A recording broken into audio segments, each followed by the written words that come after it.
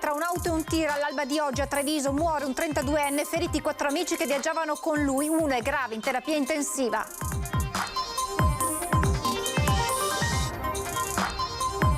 Auto esce di strada, finisce contro il New Jersey in cemento e si capovolge fermandosi contro un albero. Ferita in modo lieve una coppia di 21enni.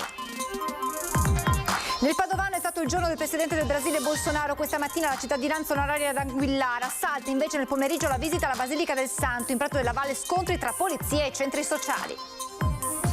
Ieri sera ladri in azione a Roncade, ma viventi entrano mentre i proprietari sono in casa. Rubato un orologio, ricordo del matrimonio. Non contano i danni materiali ma quelli morali, raccontano le vittime.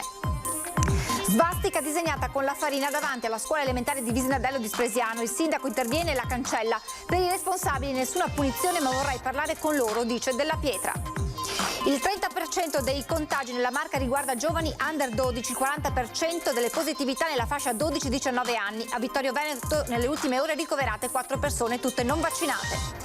Porta il figlio al pronto soccorso con una colica renale e quando il ragazzino viene dimesso si trova a dover pagare quasi 100 euro di ticket. La protesta di una mamma e la risposta dell'USL 2. Notte di Halloween, gruppi di ragazzi in maschera tra le case al grido di dolcetto scherzetto in cerca di qualche caramella.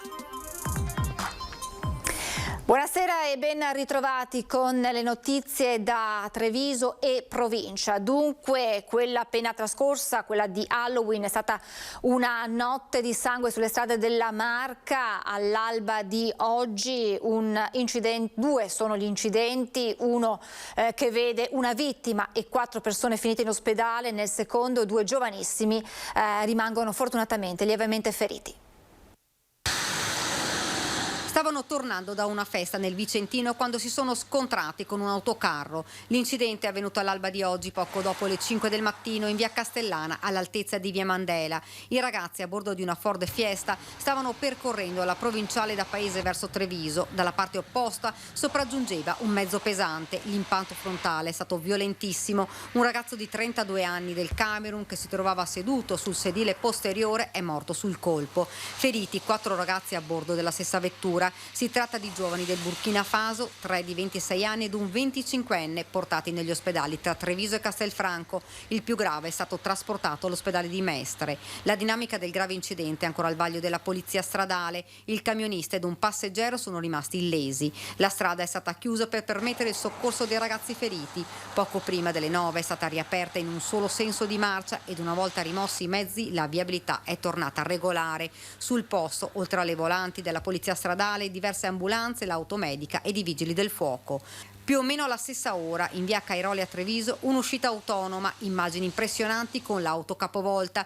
2 giovanissimi, un ragazzo ed una ragazza di 21 anni, sono rimasti feriti fortunatamente non in maniera grave. La macchina prima è finita contro dei New Jersey in cemento, poi si è cappottata dalla parte opposta della strada davanti a Porta San Tommaso contro un albero. Miracolati 2 giovani che hanno rischiato di finire in acqua. Sul posto la polizia locale di Treviso ed i soccorritori del SUEM 118. Lasciamo per un attimo la Marca trevigiana, andiamo nel Padovano perché oggi è stata la giornata della visita del presidente del Brasile, Bolsonaro. Vediamo allora le immagini della mattinata con l'arrivo ad Anguillara dove ha ricevuto la cittadinanza onoraria. Nel pomeriggio invece gli scontri a Padova con i centri sociali che lo hanno contestato, saltata almeno al momento la visita del presidente proprio a Padova alla Basilica del Santo. Sta arrivando in questo istante il presidente Bolsonaro.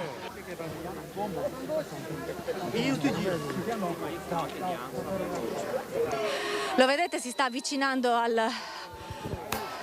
Sì, adesso si sta, eccolo qui, a giubbotto blu, senza mascherina. Mezzogiorno e pochi minuti, l'arrivo di Jair Bolsonaro a Villa Veneranda Arca del Santo ad Anguillara Veneta segna l'inizio della contestata visita del presidente del Brasile in Veneto, dove è arrivato per ricevere la cittadinanza onoraria dal piccolo comune della Bassa Padovana che diede i natali al suo bisnonno. Il presidente, cogliendo di sorpresa tutti, si avvicina alla folla di sostenitori che fin dalle prime ore del giorno si sono messi in paziente attesa.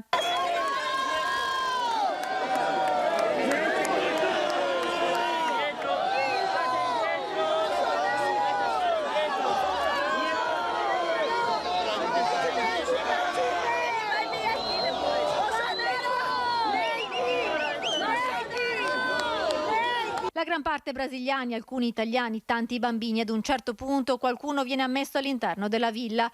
Per Bolsonaro nessun passaggio in comune, ancora imbrattato dopo il raid vandalico di venerdì, né nella chiesa del paese, dove dalle 9 alle 11 c'erano 200 manifestanti a contestarne la visita, tra di loro anche una rappresentante del Partito dei Lavoratori Brasiliani e un consigliere d'opposizione di Anguillara. Dare un'onorificenza a una persona che con la propria politica, che con le proprie azioni e le proprie affermazioni si mette di traverso la Carta Costituzionale è un controsenso. Faccio presente che a queste nostre osservazioni il sindaco ha risposto che non avrebbe risposto. Cosa rappresenta per i brasiliani Bolsonaro? Allora, la negazione. Bolsonaro rappresenta la morte. La parola è questa. È proprio una persona che semina l'odio. Bolsonaro, accompagnato da un paio di ministri e dal figlio Carlos, dentro Villa Veneranda Arca del Santo, ha ricevuto la cittadinanza onoraria dal sindaco Alessandra Buoso. Ha detto di essere emozionato e ringraziato dell'accoglienza, ma la contestazione d'Anguillara si è spostata a Padova, dove nel primo pomeriggio ci sono stati scontri con i centri sociali. Il presidente voleva visitare la Basilica del Santo, ma la visita è saltata.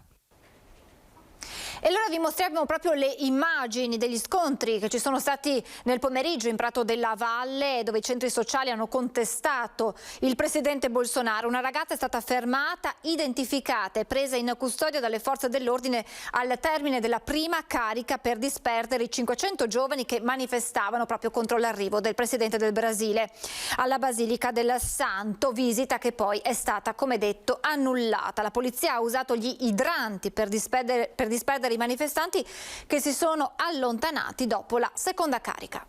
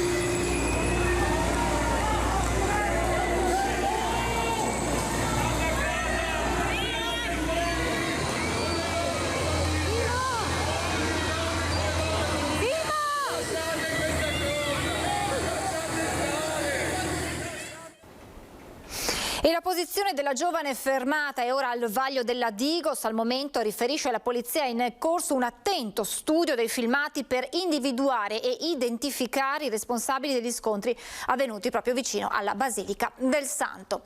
Torniamo adesso in provincia di Treviso con i furti messi a segno ieri sera a Roncade. Prese di mira alcune abitazioni disabitate, in due invece i ladri sono entrati in azione mentre in casa si trovavano i proprietari. Ladri in azione la sera di Halloween, ancora una volta a San Cipriano di Roncade e ancora una volta in via Stradazza. Il colpo intorno alle 20, in casa in quel momento c'è la madre di Andrea Toffolo. Io ero via, c'era mia madre che sta al piano sotto, io sto al piano sopra e mi sono accorto verso alle 9 di sera che sono arrivato a casa, ho visto dei cassetti aperti. La donna si trova al piano terra, intenta stirare e non si accorge di nulla. I malviventi salgono al secondo piano dalla scala esterna, da cui raggiungono una finestra laterale.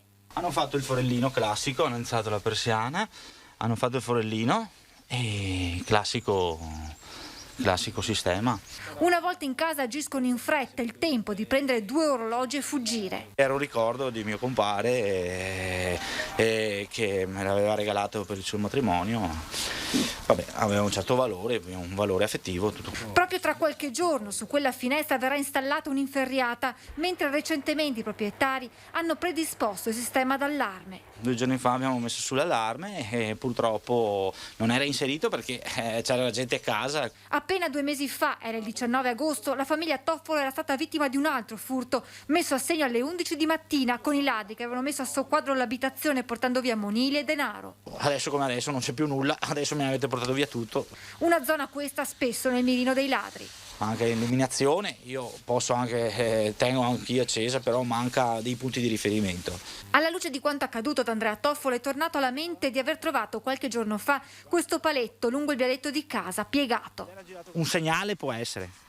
Questi sono dei segnali, degli avvisi. Abbiano fatto un sopralluogo e abbiano lasciato... E lì hanno lasciato questo sono sicuro. Dopo il colpo in via Stradazza, la banda si è spostata poco distante in via Guardi. Anche qui, mentre la proprietaria di casa si trovava al piano terra, i ladri sono saliti all'appartamento al secondo piano e con la medesima tecnica hanno aperto la finestra, fuggendo però a mani vuote. Ora nelle vittime rimane la paura di aver corso il rischio di trovarsi faccia a faccia con i malviventi. Questi ti entrano in casa con persone dentro e questo fa molto riflettere e fa molta paura. L'associazione Furti in Corso in campo proprio contro la piaga dei furti fa il punto sulle iniziative in campo.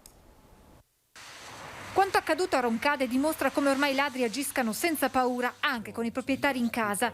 Ad aiutare nella loro azione il cambio dell'ora e il buio che arriva in anticipo nascondendo i loro movimenti. È anche per questo che i carabinieri intensificheranno ulteriormente i controlli soprattutto nel tardo pomeriggio e nell'ora di cena. Quello di Roncade è uno dei comuni in cui i cittadini avevano aderito al progetto dell'associazione Furti in Corso della vigilanza autofinanziata, il cui servizio si è concluso proprio ieri. Tutto era pronto per farlo ripartire, ma è arrivato uno stop. Ovviamente per gli aumenti di carburante e di tutto, anche loro non stanno più nel costo che ci avevano dato. Ovviamente nessuno può fargli una colpa perché è una cosa che vediamo tutti i giorni in tutti i telegiornali e quindi stiamo attendendo se ci danno la possibilità di avere un costo diverso e quindi poi di accettare, però purtroppo è anche capibile che le tasche potenti dei cittadini non siano sempre in questo momento gonfie e pronte a far tutto. Telecamere e illuminazione, spiega Demma, sono per i cittadini una priorità, ma troppo spesso, continua il presidente di Furti in Corso, rimangono progetti solo sulla carta. Ci dispiace quando appunto vengono presentati questi progetti e restano progetti per mandati e mandati. Ora sarebbe anche il momento, visto che il Covid ci sta lasciando un po' di respiro, che i comuni pensino anche a mettere in bando qualche soldino. Una svastica disegnata con la farina è apparsa questa mattina a Visnadello di Spresiano. È stato lo stesso sindaco a ripulire il marciapiede. Sicuramente è una bravata dovuta alla notte di Halloween, non è niente di più, non c'è nulla a sfondo razziale sotto, ne sono certo.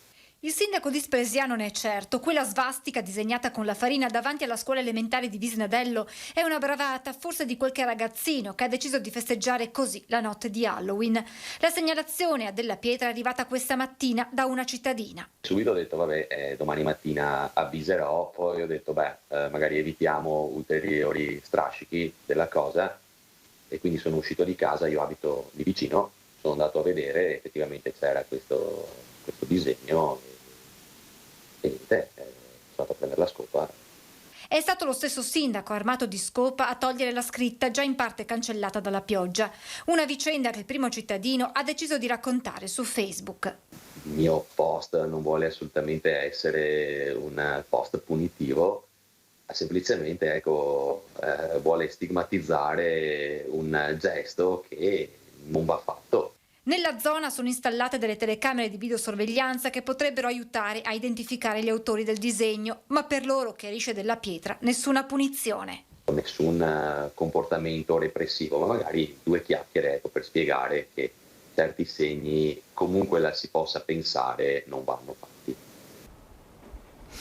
Il 30% dei positivi nella Marca ha meno di 12 anni, mentre dai 12 ai 29 anni si registra il 40% dei contagi. È quanto emerge dall'ultimo monitoraggio dell'USL 2. A Vittorio Veneto in queste ore sono state ricoverate 4 persone dai 50 ai 60 anni. Si tratta tutti di persone non vaccinate. I ricoveri nella Marca sono saliti dunque da 35 a 39 nelle ultime 24 ore. Per quanto riguarda poi le vaccinazioni della terza dose nelle case di riposo, su 5.610 ospiti sono state somministrate 3.087 dosi, pari al 65%. Entro l'8 novembre sarà terminata l'inoculazione delle cosiddette dosi booster. Infine l'81,2% dei trevigiani ha completato il ciclo vaccinale con le 2 dosi. Adesso la storia di una donna che ha portato il figlio al pronto soccorso per una colica renale. Quando il ragazzino è stato dimesso si è trovata a dover pagare un ticket di quasi 100 euro. La protesta appunto di questa mamma, e poi sentiremo anche la replica dell'USL 2. Con tutte le tasse che paghiamo, è possibile che non possiamo neanche più recarci in pronto soccorso perché dobbiamo pagare?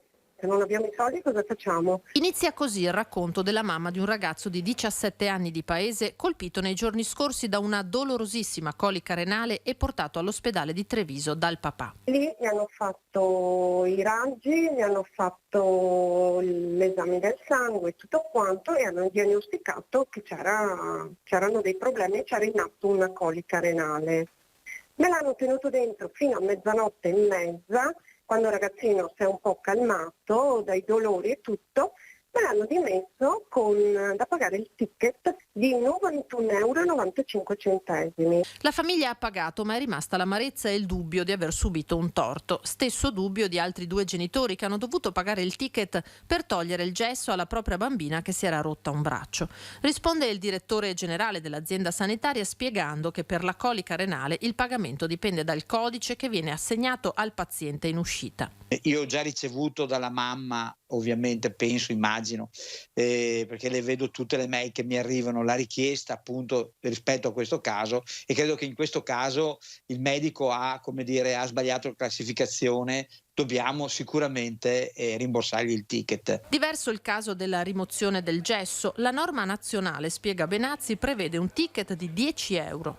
Però di solito quando tu vai a rimuovere il gesso, il medico curante giustamente ti chiede anche la visita ortopedica e l'abbina anche a un controllo RX per vedere se effettivamente c'è stato il consolidamento della frattura, e in questo caso qua paga il ticket della visita più il ticket dell'RX, per cui la cifra diventa importante, però è chiaro che deve pagare. Esprimere il proprio consenso alla donazione degli organi al momento del rinnovo della carta d'identità digitale, un'opportunità resa possibile grazie all'impegno di ANCI Veneto e dei sindaci. Erano 1212 pazienti tra gennaio e giugno 2021 in Veneto in attesa di un trapianto di rene, 279 in lista per ricevere un fegato nuovo, 141 per un cuore, 61 per un polmone, 24 per un trapianto di pancreas. Freddi numeri dietro i quali ci sono i volti e le storie di uomini e donne, di famiglie in bilico tra il dolore e la speranza di un trapianto e di una nuova vita. Quello della donazione di organi e tessuti è un tema che con la pandemia ha vissuto un momento difficile e che ha bisogno ora di una campagna di sensibilizzazione e informazione tra i cittadini. Basti dire che nell'USL 2 nel 2019 erano 33 i potenziali donatori, scesi a 25 nel 2020 e a 19 quest'anno. Tutti hanno la possibilità di esprimere la propria disponibilità alla donazione compilando un modulo scaricabile dal sito dell'USL, ma ora arriva una nuova opportunità grazie all'impegno di ANCI Veneto e dei sindaci. È la possibilità che i cittadini all'atto del rilascio rinnovo del documento d'identità possano scegliere l'opzione appunto di dare il proprio assenso per quello che riguarda la donazione. Viene registrato attraverso un documento che firmano e quindi viene controfirmato e viene inserito all'interno del Ministero proprio dell'Interno dell'anagrafe che va ad individuare il soggetto che può dare la propria disponibilità. Sono sempre di più i comuni che attraverso una delibera di giunta stanno dando la propria adesione all'iniziativa. I cittadini al momento di rinnovare la propria carta d'identità elettronica potranno chiedere all'ufficio anagrafe se vi è l'opportunità di dichiarare il proprio consenso alla donazione. È il momento di fermarci per qualche istante di pubblicità, tra poco.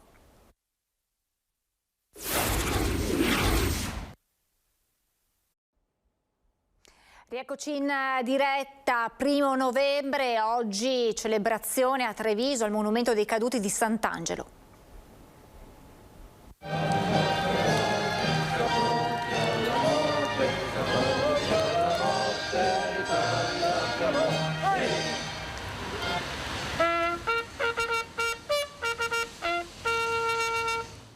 Novembre, giornata di Ognissanti, a Treviso commemorazione celebrata al Monumento dei Caduti di Sant'Angelo. Dopo la celebrazione della Santa Messa sono state deposte 2 corone d'alloro alla presenza delle associazioni combattentistiche, del sindaco Conte e di alcuni consiglieri comunali.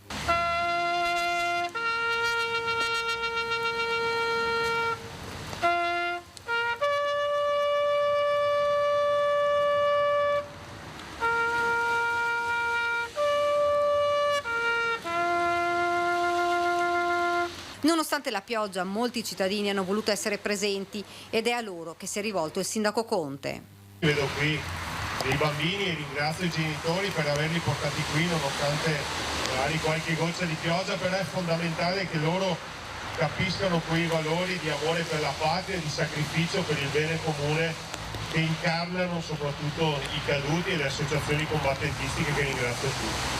È stato un fine settimana all'insegna del ricordo e delle commemorazioni, ha spiegato il primo cittadino. Venerdì l'arrivo del treno del Milite Ignoto, poi le celebrazioni del centenario della sezione degli Alpini di Treviso. Non possiamo rimanere indifferenti di fronte a quanto successe in occasione delle guerre mondiali e il nostro pensiero va anche alle famiglie. Ieri c'era la vedova dell'Alpino Reginato che secondo me rappresenta davvero la famiglia, le madri e le mogli di quei soldati che non ci sono più.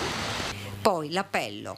L'appello che faccio soprattutto ai più giovani è quello di imparare dalla storia perché certi errori non si ripetano più in futuro. Il centro funzionale decentrato della Protezione Civile del Veneto ha emesso un nuovo bollettino. Sono previste per la serata di oggi precipitazioni estese e persistenti, specie sulle zone centro-settentrionali, anche a carattere di forte rovescio e temporale. Probabili quantitativi abbondanti sulle zone montane, pedemontane, centro-orientali e pianura nord-orientale. I venti saranno temporaneamente tesi e a tratti forti. In considerazione delle previsioni meteo è stato decretato lo stato di attenzione in alcuni bacini idrografici del Veneto. In particolare si segnala la possibilità di innesco di fenomeni franosi superficiali sui versanti e la possibilità di innesco di colate rapide, specie nelle zone di allertamento. Lo stato di criticità è valido fino alle 8 di domani mattina. Di fronte al drammatico calo della natalità, l'ULSS 2 presenta i nuovi diplomati del nuovo corso di Case Care Manager per la consapevolezza della fertilità di coppia. Abbiamo bisogno di avere figli, di avere ovviamente una popolazione giovane e quindi credo che questo corso sia fondamentale e va potenziato, va utilizzato al massimo e noi come ULSS faremo in modo che questi professionisti possano diventare veramente un valore aggiunto per noi. Riuscire ad avere figli e diventare genitori non deve essere più un tabù, ma una consapevolezza da raggiungere attraverso un percorso condiviso con figure sanitarie che possano accompagnare una coppia attraverso gli ostacoli nel cammino. Saranno inseriti proprio nei consultori del Trevigiano i neodiplomati del corso biennale organizzato e promosso dall'ULSS 2 Marca Trevigiana in collaborazione con il Centro della Famiglia. Un percorso formativo sperimentale unico in Veneto avviato nel 2019 e che ha visto la partecipazione di 20 professionisti. Affianca la coppia prendendosi cura dei bisogni e con attenzione particolare alla coppia stessa e accompagnandola lungo il percorso di consulenza attraverso altri professionisti, quindi una figura di sintesi, una figura di accompagnamento. Secondo gli ultimi dati dell'Ufficio Statistica della Regione, il contatore demografico è tornato a salire segnando 5.000 abitanti in più. A contrastare il declino demografico, che ha portato il Veneto a perdere 22.559 abitanti in 3 anni, non sono le nascite ma le migrazioni. In 7 anni il quoziente di natalità per il Veneto è passato da 10,1 nati per 1.000 abitanti nel 2008 ai 7,9 nel 2015. A presentare esiti, sviluppi e applicazioni del percorso formativo l'assessore alla sanità e ai servizi sociali della Regione Veneto Manuela Lanzarin e la presidente della conferenza dei sindaci dell'ULSS 2 Paola Roma. Insieme tutti quanti, ognuno per la propria parte, questo è lo spirito di squadra che porta ad arrivare alle nostre comunità e soprattutto a queste giovani coppie che si avviano in questo percorso di vita. Ieri sera, serata e notte di Halloween con il tradizionale dolcetto o scherzetto.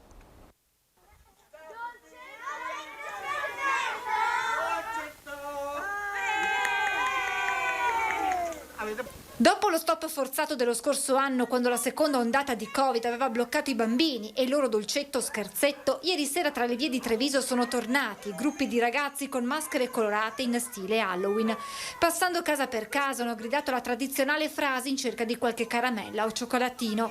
Ad attenderli case addobbate con ragnatele, zucche intagliate e teschi, e per l'occasione anche gli amici a quattro zampe si sono travestiti, chi con un cappottino da scheletro, chi con una criniera da leone.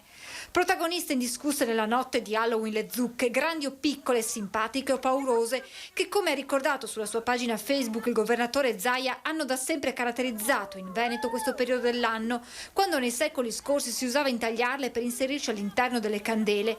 Venivano poi esposte sui davanzali o lungo i fossi per illuminare la strada alle anime. La sera i ragazzi si divertivano ad andare in giro con queste zucche per spaventare i passanti e poi andavano di casa in casa a chiedere frutta secca, nocciole e castagne. Una tradizione che si è modificata nel corso degli anni, influenzata dalla festa statunitense che vede proprio i bambini andare tra le case per ricevere un dolciume.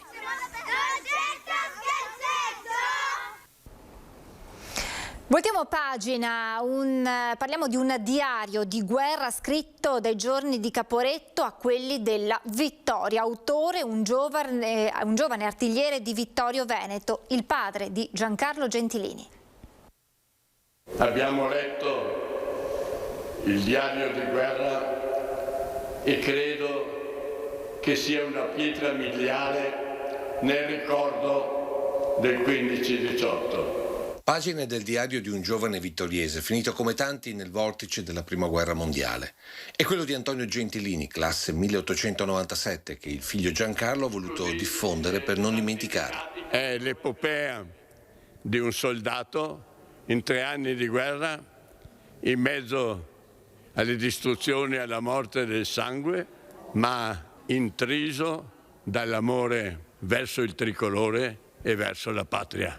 Un manoscritto che il Comune di Vittorio Veneto e il Museo della Battaglia hanno voluto pubblicare come testimonianza diretta dello sgomento vissuto da tutti in quei giorni tragici di Caporetto. La cosa che colpisce nel diario di Antonio Gentilini è la forte dimensione introspettiva, la vergogna che lui prova dopo la battaglia di Caporetto e che non si ritrova in altri diari che io ho letto. Smarrimento ma anche riscatto, come i giorni della riscossa e di Vittorio Veneto, in questa testimonianza scritta dal ventenne Antonio Gentilini oltre 100 anni fa, non solo per fissare i ricordi del tratto straordinario di un percorso di vita come tanti, ma soprattutto come riflessione alle generazioni future. Ci sono certe mentalità che per così volontà propria di potere e di strapotere superano quella che dovrebbe essere la vera civiltà. Non vogliamo più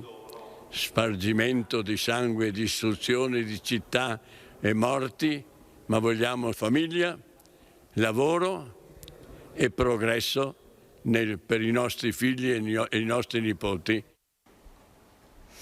Apriamo la pagina con le notizie da Belluno e provincia.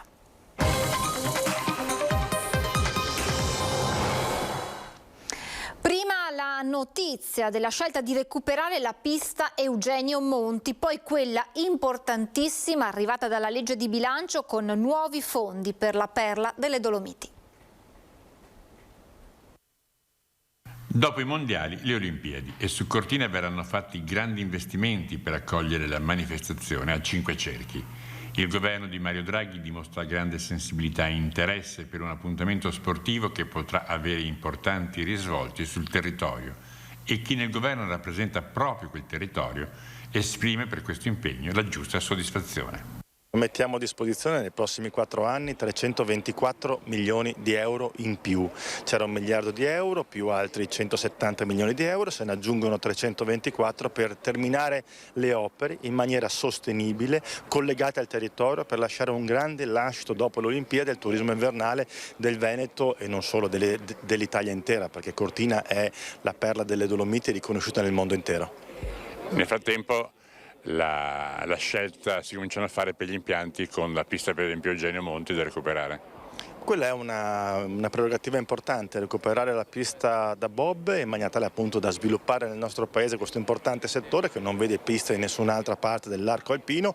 È un progetto importante che deve chiaramente essere costruita e fatta in tempi previsti del 2026.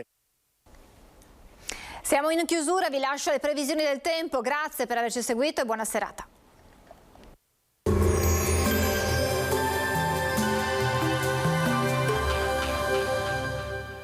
Da oltre 30 anni intrecciamo la nostra storia con la storia di ognuno di voi. Maglificio Anna Maria, storie scritte a maglia. Benvenuti al meteo.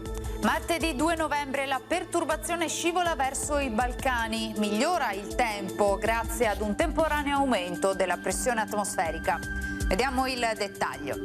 Sul Veneto la grafica ci mostra un contesto buono, sarà asciutto e stabile. In mattinata sarà possibile soltanto qualche nube e residui piovaschi, ampio soleggiamento a seguire con cielo sereno o al massimo poco nuvoloso.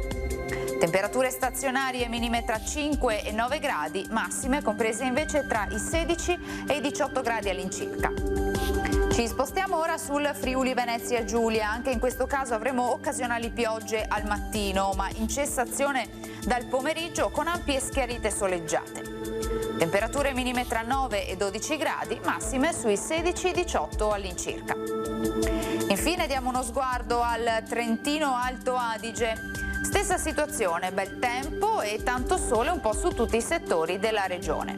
Temperature minime intorno ai 4-6 gradi, massime sui 16 gradi. Dal meteo per ora è tutto, come sempre vi auguro un buon proseguimento in compagnia di Antena 3.